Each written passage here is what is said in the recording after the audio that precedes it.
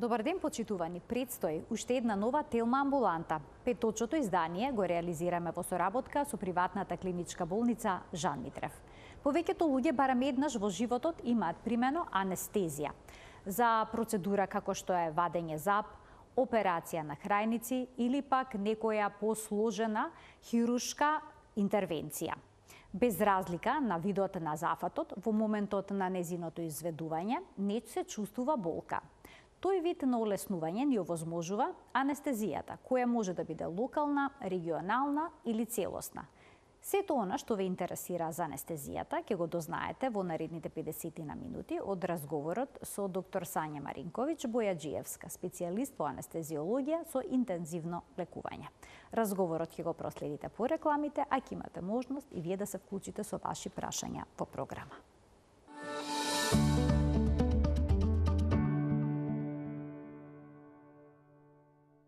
Во денешната телма амбуланта ги разјаснуваме нечестите дилеми поврзани со анестезиологијата со доктор Сања Маринковиќ Бојаджиевска, специјалист по анестезиологија со интензивно лекување во приватната клиничка болница Жан Митрев. Докторке, добар ден. Добар ден, чести задоволство ми е што сум дел од вашата емисија, што ме поканивте, ви благодарам многу на поканата. Што е тоа точно анестезија? Какви се тие лекови што можат да ја исклучат болката?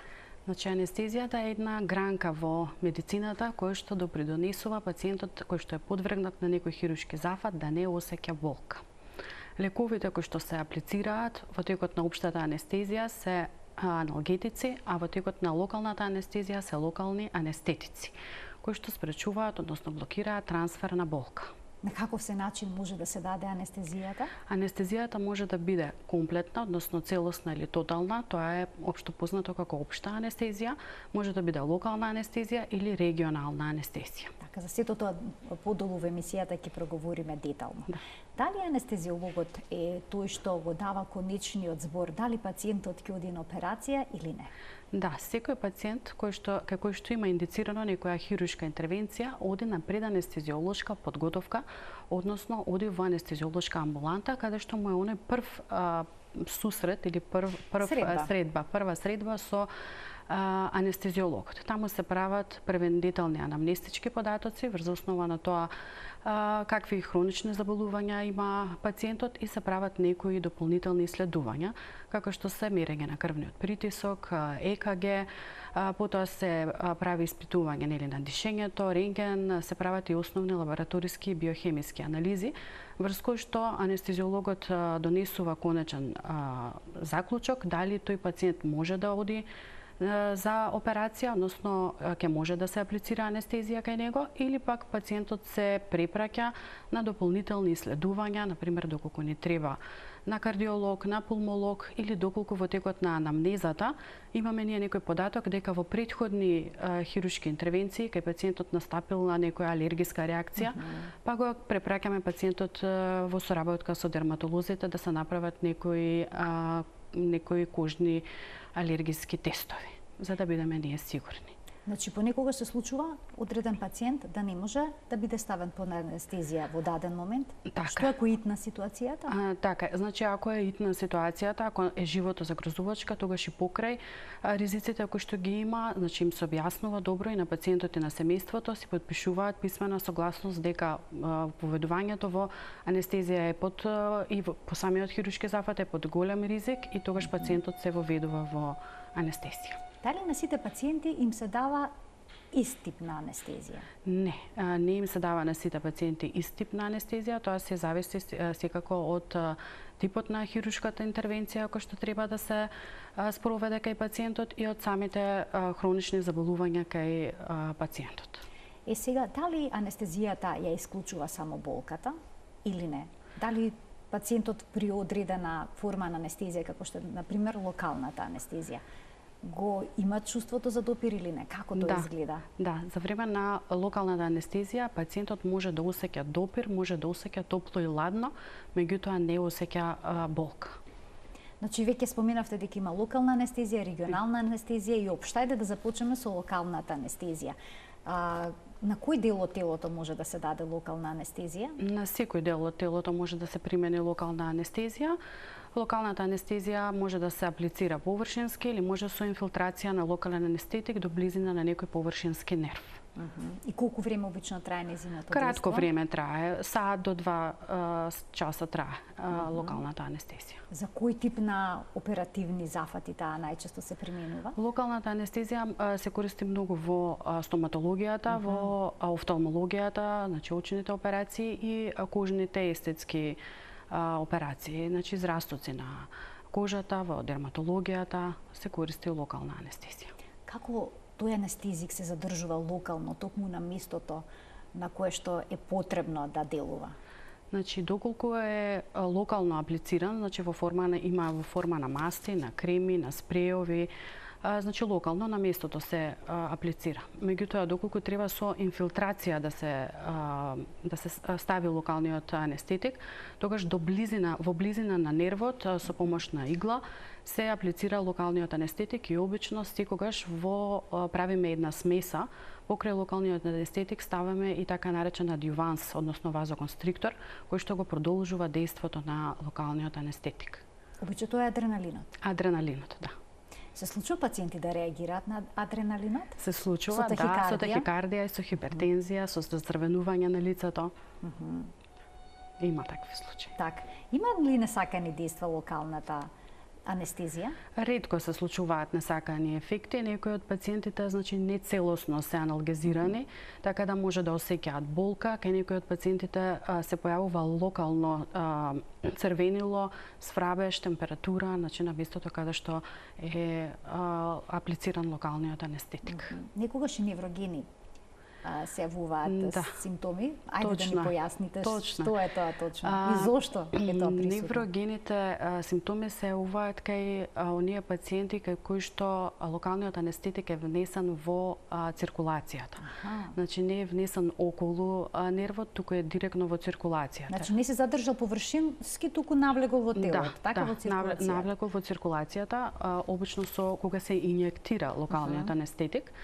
Во зависност од количината на локален анестетик внесен во циркулацијата, започнуваат неврогени ефекти, како например зуење во ушите, кај некои пациенти се појавуваат дупли слики, горчлив вкус или метален вкус во устата, понекогаш може да се јави тахикардија, пат на крвен притисок, дури до клонично-тонични грчеви, во зависност од количината на вбризган локален анестетик во циркулацијата. Така, значи, многу треба внимателно да се аплицира и локалниот анестетик. Така, а кога зборуваме за регионална анестезија, како таа се разликува од локалната? Со регионална анестезија, поголем регион од телото може да биде аналгезиран. Значи, обично регионална анестезија, спинална, епидурална анестезија или периферни нервни блокови. Сега во зависност од оперативниот зафат, така одлучуваме кој тип на анестезија ќе ја примениме. Значи, регионалната анестезија се аплицира во рбетот? Или не секогаш? Да, регионалната анестезија се аплицира во рбетот, тоа се така наречени невроаксијални блокови.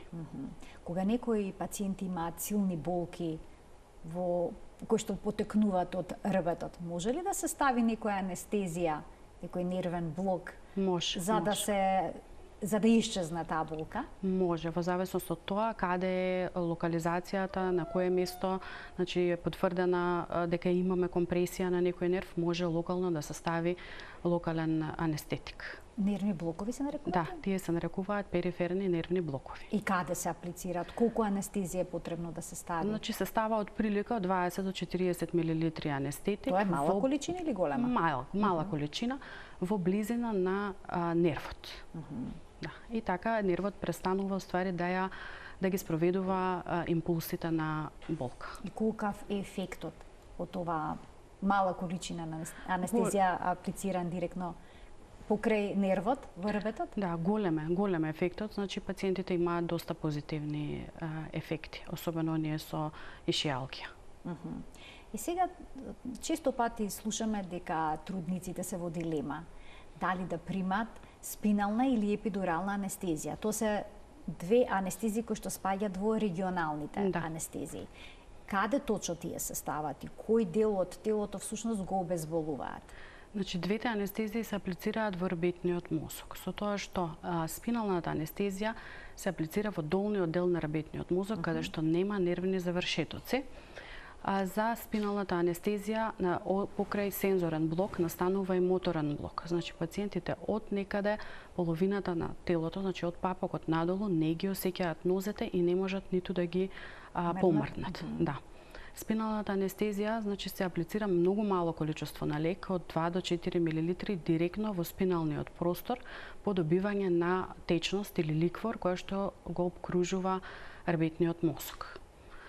Епидуралната? Епидуралната анестезија може да се пласира на било кој дел од ребетниот мозок. Не мора да биде само во долниот дел, заради тоа што се пласира еден катетер кој што се нарекува епидурален катетер во епидуралниот простор. Епидуралниот простор е простор кој што се наоѓа помеѓу пршлените и мозочната обвивка, па така нема никаков ризик, односно никаква можност за повреда, директна повреда на нерв. Сега, спиналната анестезија, бидејќи се аплицира одредена количина во ребетот, има и ограничено време на траење. Обично, колкав е временскиот период на незиното дејство, на незината ефикасност? Да, трае од 2 до 4 часа и сето тоа зависи од количината на локалниот анестетик, освен од количината и од јачината, односно концентрацијата на локалниот анестетик кој што ќе се аплицира. Исто така и тука можеме да користиме, мислам и користиме засилувачи, односно адјуванси на дејството на локалниот анестетик. А кога станува збор за епидуралната, таа се става како инфузија, на кој начин се аплицира? Значи, за епидуралната имаме ние пласирано веќе епидурален катетер. И на тој епидурален катетер анестезијата може да се даде во болуси, значи испрекинато, или пак да се стави на перфузор и да тече континуирано. Да, така да континуираното течење може да трае повеќе од 72 часа. Така да пациентите се аналгезирани со помош на епидуралот. Сега, трудниците имаат дилема дали да примат спинална или епидурална анестезија, плашејќи се да не ја изгубат моќта да туркаат за време на бременост, односно за време на породувањето, односно да изгубат мускулната моќ. Постои ли таков ризик? Постои ризик само доколку се природното породување се изврши во спинална анестезија или она ние што го нарекуваме light spinal. Значи само тогаш можно е покрај сензорниот блок да настапи и така наречен моторен блок. Во сите останати случаи, кога природното породување се изведува со епидурална анестезија, не постои никаков ризик за моторна блокада, заради тоа што лековите, локалните анестетици кои што се користат во текот на епидуралната аналгезија кај трудниците, се со многу ниска концентрација. Значи, ние при подготвување на самите лекови вршиме разредување на лековите, за да може да бидат во ниска концентрација и само да направат сензорен блок, а не и моторен. Значи, ќе обезболат, но ќе зачуваат мускулната сила. Да. За кој друг тип на операции се употребува, односно за кој тип на операција што може да се употреби оваа регионална анестезија? Спиналната анестезија може да се искористи, значи, за сите операции на долните екстремитети. Дали тоа е колк, колено, периферна хируршка васкуларизација нели на долните екстремитети, потоа за царски рез, за ингвинални херниопластики може да се искористи спиналната анестезија. А епидуралната може да се аплицира на целиот рбет, значи може да се искористи за абдоминални операции, операции на бубрезите, на белите дробови. Дали е оправдан стравот од спиналната и епидурална анестезија, односно од сите типови на анестезија што се аплицираат директно во рбетот? Не е оправдан стравот, заради тоа што повеќето од пациентите се плашат од повреда на нерв во текот на самата процедура. Меѓутоа, искусен анестезиолог секако нема да дозволи да се повреди нерв во текот на апликацијата на спинална или епидурална анестезија. Пациентите исто така осеќаат и мала болка во текот на самата апликација, заради тоа што е тоа сепак игла која што треба да се аплицира преку кожата, подкожното масно ткиво и да стигне до епидуралниот или до спиналниот простор. Меѓутоа ние користиме локален анестетик на кожата и подкожата пред да се аплицира епидуралниот катетер. Ќе ги вклучиме гледачите, почитувани од тој момент емисијата е контактна, слободно можете да се јавите на телефонскиот број што е испишан на екранот и да поставите прашање кое што се однесува на анестезијата и сите дилеми кои што се поврзани со неа. Продолжуваме, уште малку ќе се задржиме на спиналната и епидуралната анестезија. Може ли да се јават болки во грбот по давањето на анестезијата? Може да се јават болки во грбот, меѓутоа ретко се јавуваат. Повеќе како компликација од спиналната анестезија е постспиналната главоболка, која што обично се јавува еден ден после операцијата, меѓутоа е реверзибилна. Значи со пиење на поголемо количество на течности, со лежење, со одмарање се надминува истата. Кој се може да прими спинална и епидурална, односно регионална анестезија? Значи сите пациенти кои што имаат оперативен третман, значи кажавме на долни екстремитети, на колена, меѓутоа сепак тоа зависи од самите пациенти. Покрај тоа и контраиндикации за примање на спинална и епидурална анестезија имаат пациенти кои што веќе имаат докажано некои проблеми со ребетниот столб или пак имаат инфекција на местото на кое што се аплицира анестетикот. Што е со некои што имаат лордоза, кифоза, некое такво искривување на ребетот? Може да ја примаат оваа анестезија? Може, меѓутоа многу потешка е апликацијата. Значи, ако кај некој пациент кој што нема пораметување, апликацијата е од прва, значи може повеќе обиди да треба за да се аплицира самата анестезија. Претпоставам дека тоа не е пријатно? Не е воопшто пријатно, ниту за пациентите, ниту за нас. Во таков случај се случува пациентите да бараат општа анестезија? Па не дозволуваме пациентите да бараат, ние веднаш ги конвертираме во општа анестезија. Така. А некогаш се случува ли да се убедувате со пациентиве пред породување да инсистираат да добијат општа анестезија, а да има при царски рез, например, а да има поднудено епидурална или спинална, како побезбедна варијанта? Да, понекогаш се плашат трудниците и сакаат скроз да заспијат, меѓутоа со добро објаснување дека веднаш, значи со спиналната анестезија, они се свесни и будни и веднаш можат да го видат бебето и да остварат нели оној контакт кожа со кожа со бебето. Што е голема предност. Голема предност, така. Имаме гледачи, ми дадоа знак, ќе ги вклучиме во програма. Добар ден. Добар ден. Повелете, во програма сте и го очекуваме вашето прашање. Воедно прво во денешната телма амбуланта. Моето прашање е, имам закажано за оперативен запад за карцином на кожа. Така.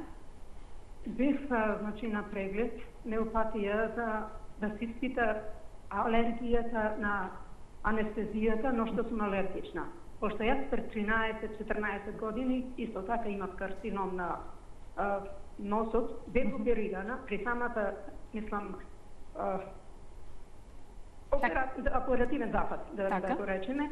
Значи, почувствував уште пред да почне, значи некоја реакција што му сметаше многу на моето срце целосно. Значи, во се осетив. И реков, мислам и кажав на докторката ми постави, ми стави друга инекција во самиот систем. Чекавме да помине едно известно време и да почне со чистењето на така, со интервенцијата. Да, тоа помина. Сега после, значи, овие 13-14 години, кај мене веќе стравот ми влезе в кости. Така, разбирливо. Сега треба, значи, да се соочам и со овие други што излегоја, без на пластична хирургија, неопатија, на кожно, таму се вршеле тие испитувања за таа анестезија, мислам, алергијата што ја имам на анестезијата. Јас му кажав дека знам дека кога сум вадела заби, сум била алергична на адреналинот, а на друго не знам. Ти ме прашуваш што ви ставија тогаш кога ве оперира. Не знам што ми ставија. А не знаете. Не знаев. Ми рекла дека треба да лежам на кожно неколку дена да се земам алишта со мене. И да направат испитување, предпоставувам. Испитувања. Мене тоа некако ми звучеше, да ви кажам, право страшно. Страшно некако не повеќе од анестезијата се Така, повеќе се плашат, така, точно, повеќе луѓето се плашат од анестезијата отколку од самиот зафат. Да, пошто тоа веќе јас го поминав. Така, и сега се плашите тоа да не се повтори. Да, и сама да не се повтори, пошто и докторката тогаш, веќе таа сега е во пензија, да, и таа свети дека нешто не е во ред. Така, и таа ве предупреди дека при следниот хируршки зафат треба да направите некакви испитувања дополнителни. Ви благодарам за вклучувањето во програма. Што сега всушност треба да се испитува? Дали секогаш само алергиска реакција дава некакви несакани ефекти или може и едноставно несакана реакција да е на одредена анестезија, да не е поврзана со алергија? Како се тоа изгледа? Да, значи претпоставувам дека станува збор за алергиска реакција кај пациентката и ја поканувам во нашиот дерматолошки центар, значи каде што се вршат кожни прик тестове на најчесто употребуваните анестетици, кратко време, значи нема потреба од останување, кратко време трае тестовите и веднаш ги имаме. Како се прават резултатите. Кожни тестови? Да, тоа се кожни тестови каде што подкожно се аплицираат најчесто употребуваните анестетици и се забележуваат, значи на кожата дали има пациентката реакција, колкава е реакцијата и се одредува дали е алергична или не е алергична на некој анестетик. Има пациенти кои што реагираат на адреналинот од анестезија? Не, значи нормално од адреналинот може да се појави црвенило на кожата, значи кажав и претходно на кожата на лицето, тахикардија, меѓутоа не е тоа алергиска реакција, тоа не е алергиска. Да. Но изгледа страшно. Ке вклучиме уште еден гледач. Добар ден. Добар ден за следниот гледач во денешната Телма амбуланта. Добар ден. Повелете, го очекуваме вашето прашање. Јас ке ве замолам само да го следите разговорот преку слушалката, намалете го тонот на телевизорот, за да можеме да комуницираме. Ајде, уште. Еве ве слушам. Да, вие сте, повелете. Редуцирана физиолошка лумбална лордоза со изразито редуцирани простор на ниво L5-F1 и вакуум на тоа ниво. Се добива впечаток за мала спондилоза. А чекате, вие сега читате некако ваш резултат, ако добро ве разбрав, така? Да. А ова е поврзано со анестезија или ви интересира што пишува на... Како се лечи од многу мрзно е главата и нозите кога стију. Аха, добро, ние денеска зборуваме на друга тема за анестезија. Предпоставам дека ова можете нешто треба да на дадете неврохирург, како... значи пациентот на неврохирург да се види и неврохирургот да процени за лумбална лордоза, мислам дека така слушна. Така, добро, значи неврохирургот е тој кој што ќе даде насоки што понатаму. Уште еден гледач ќе вклучиме. Добар ден. Добар ден. Повелете. Многу поздрав, докторката и вашата водителка. Ви благодарам. Сакам само да се прашам, јас сум жена од 52 години, имам хемиплегија. Само многу слабо ве слушаме, ако може уште еднаш. Имам хемиплегија, година и пол скоро. Разбирате? Хемиплегија. Добро. Докторката да ја замолам, прекрасната докторка е таа. Дали ќе има подобрување на мојата ситуација? Да не го разбрам. Не можеме да го разбереме прашањето. Уште еднаш само прашањето ќе ве замолам. Дали ќе има подобрување на мојата ситуација? Да, ништо не можеме, ништо се извинувам, не можеме да разбереме. Јавете се повторно, имаме некаков проблем со линиите. Дали има уште еден гледач? Не, добро, во ред, продолжуваме понатаму. Ке зборуваме сега за општата анестезија. На каков начин влие општата анестезија? Општата анестезија на свеста, претпоставувам. Секако, да. Општата анестезија е една алка на постапки со кој што пациентот се доведува во сон, во безсознание, односно амнезија и е мускулно релаксиран за да може да му се обезбеди на хирургот добро поле за функционирање, односно за работа, а и при тоа не осеќа пациентот болка. Така? Да. Како се може да се аплицира? Дали во форма на газ, кога гледаме на филмовите дека се става маска, се става ли преку вена, во каква се форма може да се прими? Значи комбинација на анестетици, значи најпрво на вена се ставаат анестетици додека пациентот заспие, па после тоа му се аплицира маска, па преку устата во трахеата се става тубус, значи пациентот се интубира и се поврзува за една машина за дишање. Во текот имавме такви тука видеа. Видеа, во текот на самата интервенција машината диши на место од пациентот и се вклучува секако гасовите анестетик за да може пациентот да спие. Ние постојано ги следиме виталните параметри на пациентот и точно знаеме кога пациентот осеќа болка за да можеме да додадеме аналгетик. Не се случува, значи многу ретко се случува пациентите да се разбудат од оваа општа анестезија. Тоа е еден од стравовите. Точно. Дека за време на операцијата пациентот ќе се разбуди. Да, имаме доста нови алатки со кои што се мери длабочината на анестезијата и на мускулната релаксација, така да стравот значи не основан врз основа, мислам, со оглед на новите алатки кои што ги имаме за мерење на длабочината на анестезијата. Ќе ги вклучиме гледачите, а потоа ќе продолжиме со најчестите дилеми кои што се поврзани со општата анестезија. Добар ден за следниот гледач. Добив знак дека има двајца гледачи, може би следниот ќе се вклучи. Добар ден. Добар. Повелете. Јас сум истата гледачка што претходно видео. Така, ајде еве сега ќе се обидеме, иако мислам дека ќе треба да се јавите од друг телефон, мислам дека вашиот мобилен уред или фиксен седно е проблематичен, ајде да се обидеме уште еднаш. Повелете. Имам стара 152 години. Така, но не можеме да ве слушнеме. Јас се извинувам. Ќе ве замолам да најдете некој друг апарат мобилен од кој што ќе се јавите и секако дека ќе добиете одговор. Навистина не можеме да го разбереме прашањето. Ние продолжуваме понатаму. Споменавте дека еден од стравовите на пациентите е да не се разбудат случајно за време на оперативниот зафат. Но има и уште еден друг страв, кој што можеби е уште поголем, а тоа е воопшто да не се разбудат, значи да никогаш повеќе да не се разбудат од анестезијата. Точно.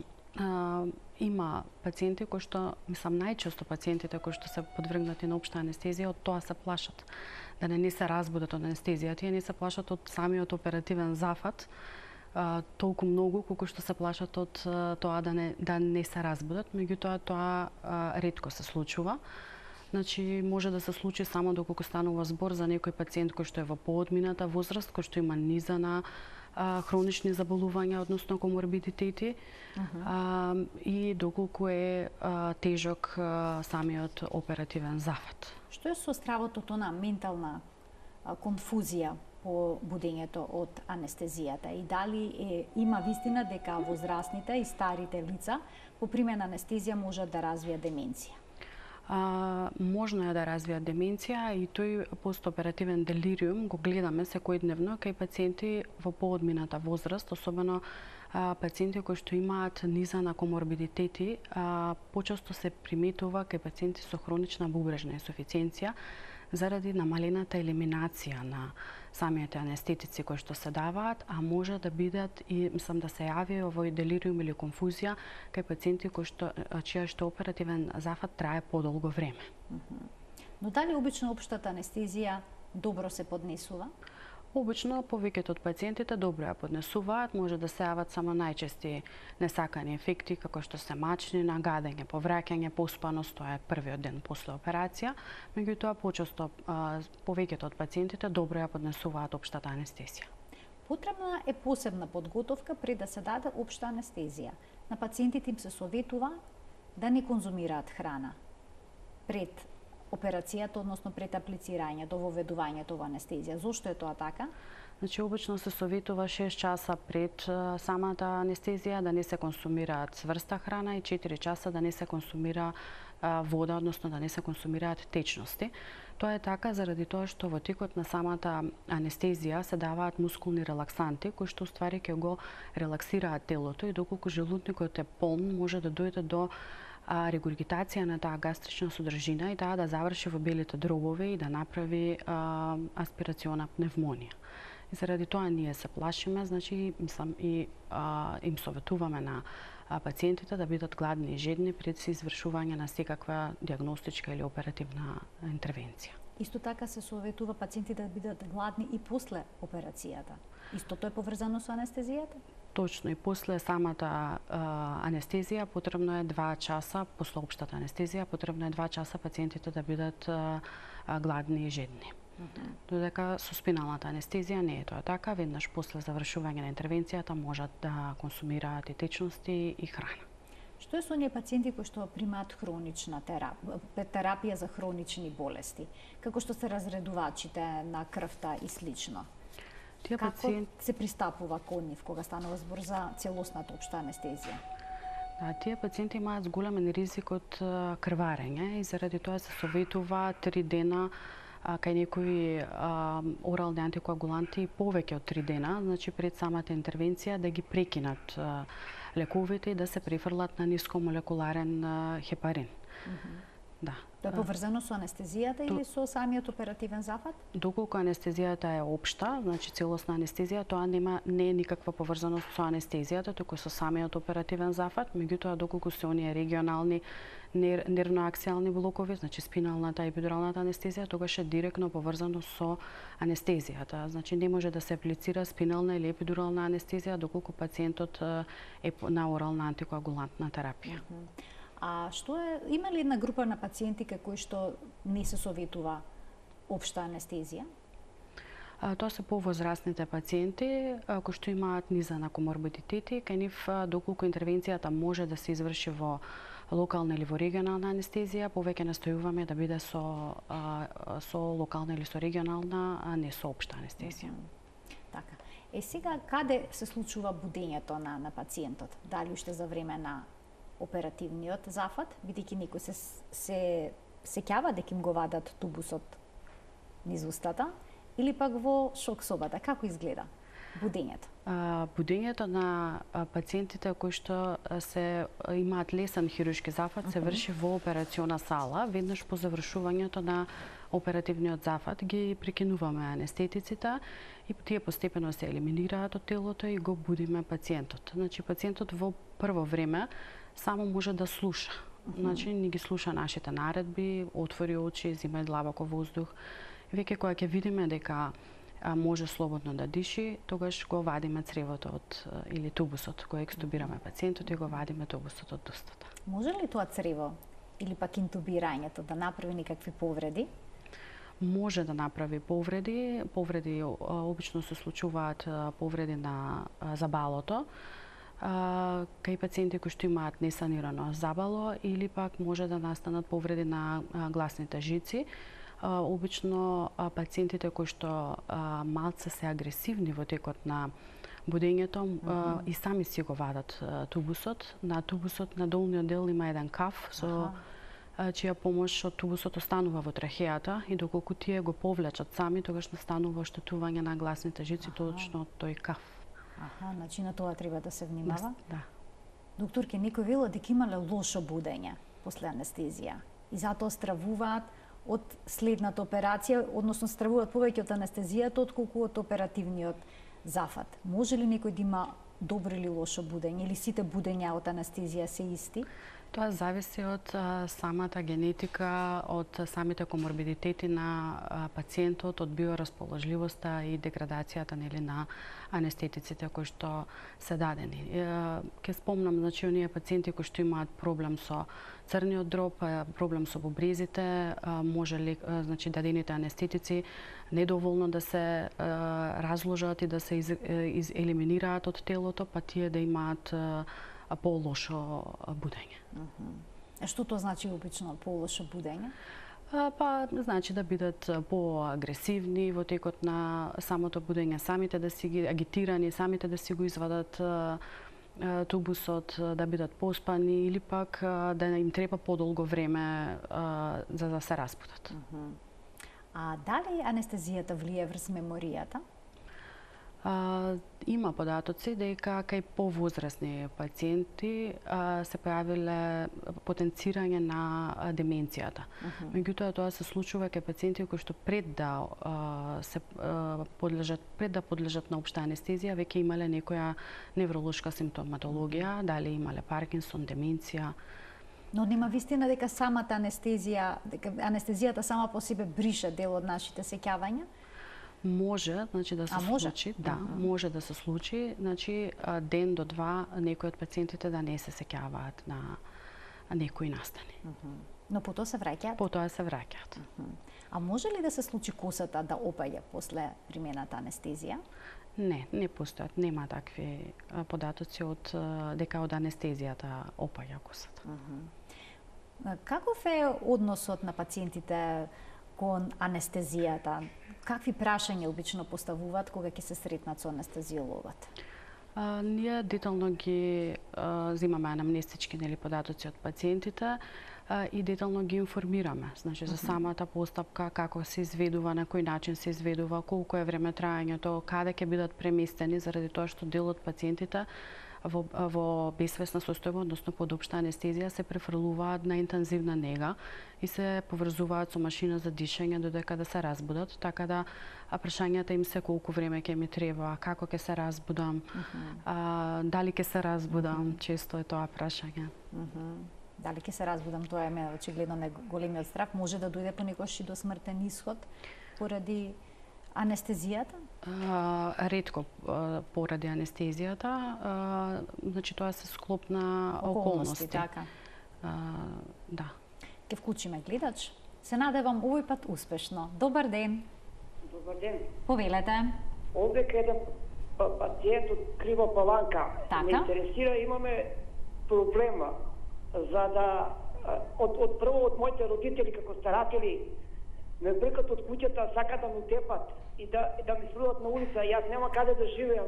Така, добро, значи јас се извинувам што ќе ве прекинам. Во денешната Телма амбуланта зборуваме конкретно за анестезијата и за здравствените тегоби, за сето ова во некој друг телевизиски простор. Ние продолжуваме понатаму. Обично анестезиолозите се оние покрај кои што пациентот ќе заспие и ќе се разбуди. И обично тие сметаат дека тоа е улогата само на анестезиологот, но значењето во операционата сала на овој стручен кадар е многу поголема. Точно. Значи ние внимаваме на целокупната здравствена состојба на пациентот преку мониторирање на работата на срцето, работата на белите дробови, понекогаш и работата на мозокот. Така да ние имаме целокупен увид во здравствената состојба на пациентот. Така. Значи, како изгледа доколку пациентот, да речеме, почне да реагира на анестезијата, односно некои несакани ефекти да се забележат? Што се случува во тие моменти?